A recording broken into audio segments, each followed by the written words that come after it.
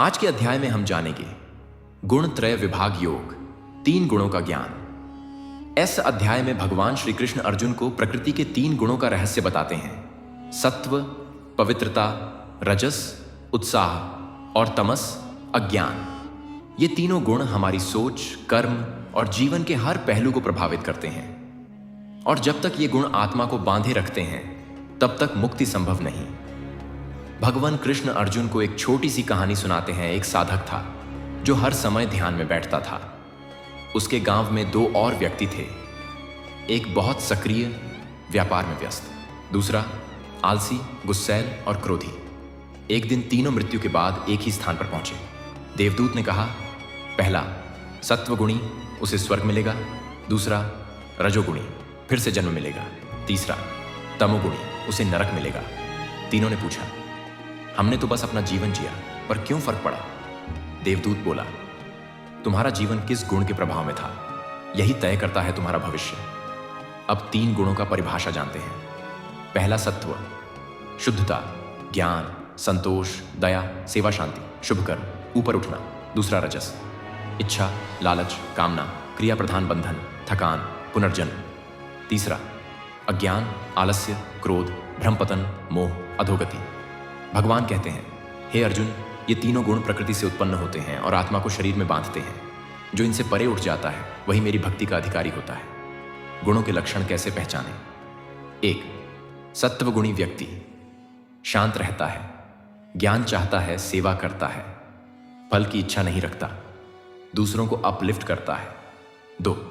रजोगुणी व्यक्ति हमेशा कुछ पाने की इच्छा में भागता है, काम, क्रोध, मोह से घिरा होता है, सफल होने पर अहंकार और असफल होने पर दुखी होता है। 3.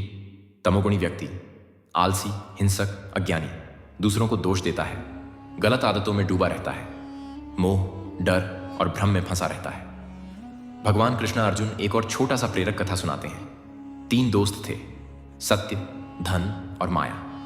तीनों जंगल में भटक गए। उनके सामने एक संत आया और बोला, तुम में से जो सबसे ज्यादा मूल्यवान है वही मेरी शरण में रहेगा। माया बोली, लोग मुझे देखकर पागल हो जाते हैं, मैं सबसे शक्तिशाली हूं। धन बोला, मेरे बिना कोई कुछ नहीं कर सकता, मैं ही सबका लक्ष्य हूं। सत्य चुप रहा। संत ने मुस्कुराकर कहा, माया और धन, तुम दोनों प्रकृति के रजस और तमस गुण हो, पर सत्य, यह सत्व है जो मुक्ति का मार्ग है, यही मेरे साथ चलेगा। मुक्ति कैसे पाए? भगवान श्री कृष्ण कहते हैं, जो व्यक्ति इन तीनों गुणों को समान रूप से देखता है, ना किसी से आसक्त होता है, ना किसी से घृणा करता है, और जो हर स्थिति में संत रहता है, वह गुणातीत कहलाता है। और वही व्यक्ति मेरी भक्ति में स्थिर होता है। जीवन में कैसे उतारें?